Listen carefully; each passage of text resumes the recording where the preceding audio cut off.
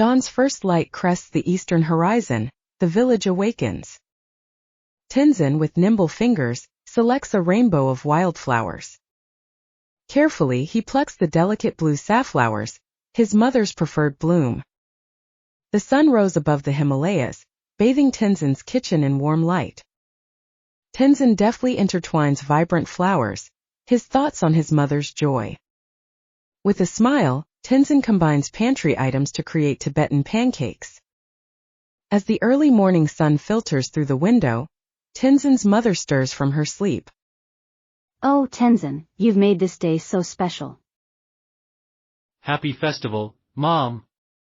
This is for you, with all my love.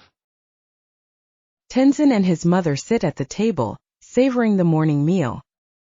Tenzin's mother, on several times, raises her hand to feel the texture of the flowers in her garland.